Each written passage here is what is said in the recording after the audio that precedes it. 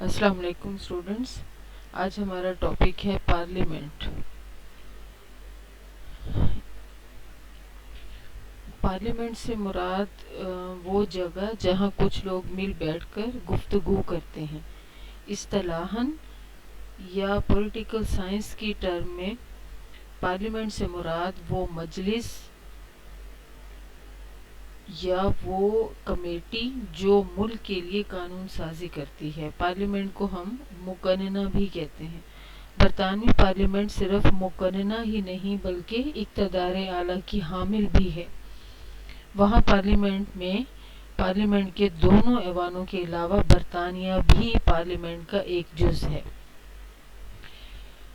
برطانوی پارلیمنٹ کی مختصر تاریخ ہم لوگ دیکھ لیتے ہیں۔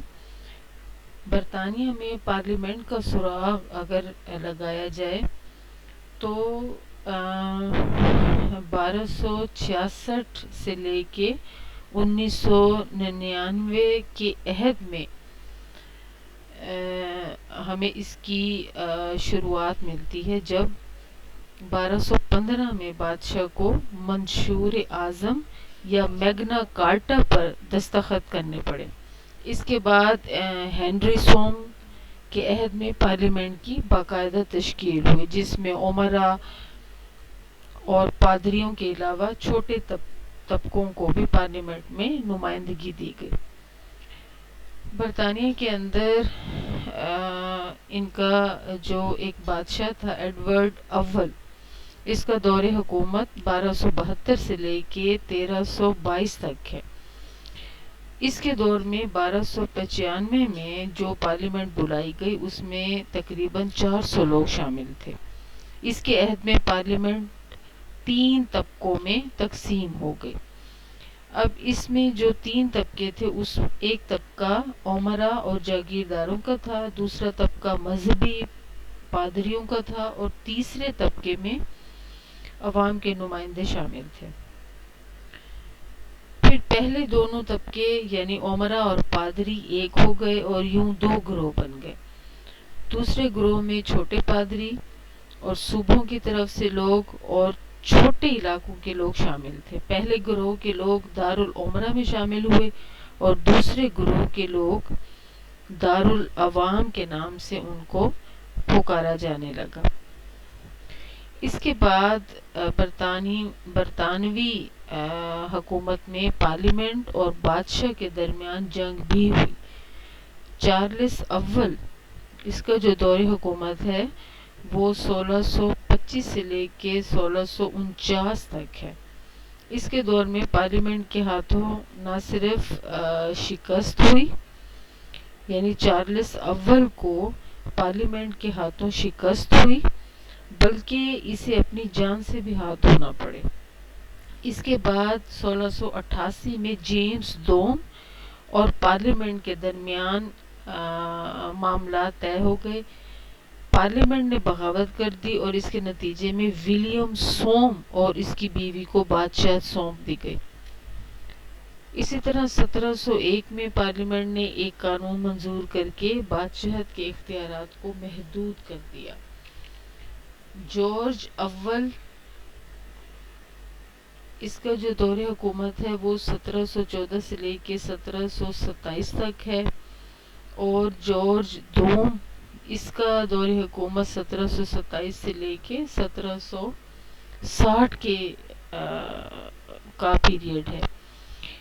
ان کے عہد میں طے پایا کہ بادشاہ صرف آئینی حکمران ہوگا، جو صرف کابینہ کے مشورے پہ کام کرے گا اور کابینہ پارلیمنٹ کے سامنے جواب دہ ہوگی۔ اس کے بعد پارلیمنٹ اپنے اختیارات بڑھاتی چلی گئی۔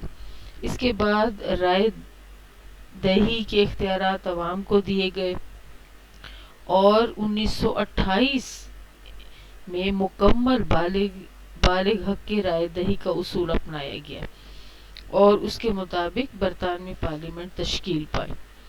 پارلیمنٹ کے یہاں پہ عناصر اور ایوان، پارلیمنٹ کے 3 عناصر ہیں، یعنی اس میں پہلے نمبر پہ بادشاہ ہے، دارالعوام ہے اور دارالامراء۔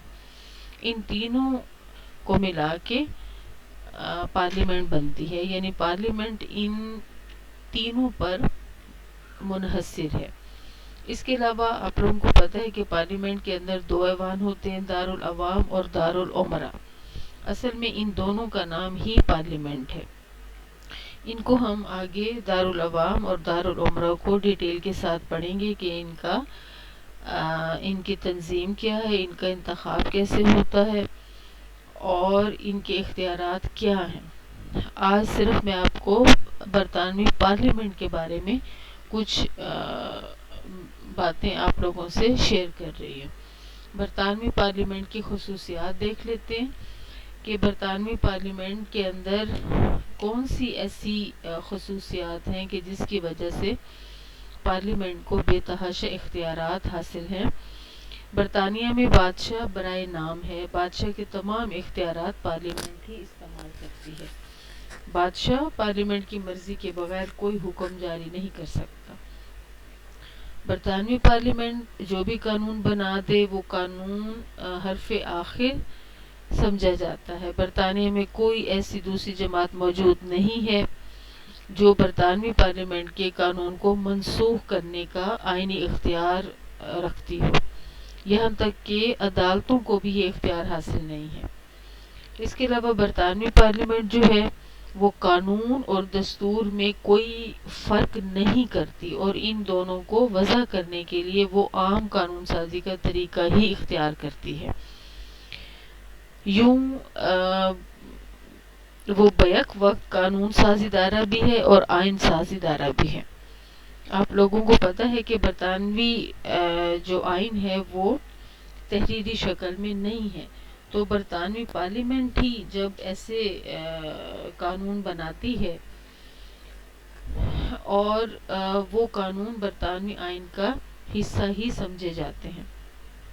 برطانوی پارلیمنٹ جس طرح عام قانون وضع کرتی ہے، اسی طرح دستوری قوانین میں بھی ترمیم کر سکتی ہے اور نئے دستوری قوانین بھی وضع کر سکتی ہے۔ برطانوی پارلیمنٹ کو لامحدود اختیارات حاصل ہیں، وہ مذہبی، معاشرتی، سیاسی، اس کے علاوہ دیوانی، فوجداری، ہر طرح کے قوانین بنا سکتی ہے، ان میں ترمیم کر سکتی ہے، ان کو ختم کر سکتی ہے۔ اس کے علاوہ وہ دینی اور دنیاوی معاملات میں بھی تمام ملک میں مقتدر اعلیٰ ہے۔ علم سیاسیات کے ماہرین میں سے ڈی لوم ایک ایسے رائٹر ہیں جنہوں نے پارلیمنٹ کے بارے میں لکھا کہ پارلیمنٹ ہر کام کر سکتی ہے سوائے اس کے کہ وہ مرد کو عورت اور عورت کو مرد نہیں بنا سکتی۔ اسی طرح کابینہ کا انتخاب پارلیمنٹ کے ارکان میں سے کیا جاتا ہے، وزیر اعظم بھی پارلیمنٹ کا رکن ہوتا ہے۔ یوں پارلیمنٹ پورے ملک کے نظام پہ حاوی ہوتی ہے۔ آگے دیکھیں برطانوی پارلیمنٹ پہ پابندیاں کچھ اس طرح سے ہیں۔ ان پابندیوں کی اگر ہم ان کو کیٹاگرائز کریں تو داخلی اور خارجی دو قسم کی پابندیاں ہیں پارلیمنٹ کے اوپر۔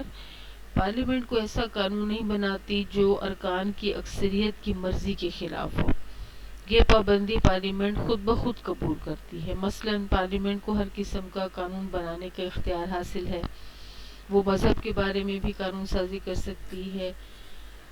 فار ایگزامپل اب تجویز یہ پیش کی جاتی ہے کہ برطانیہ میں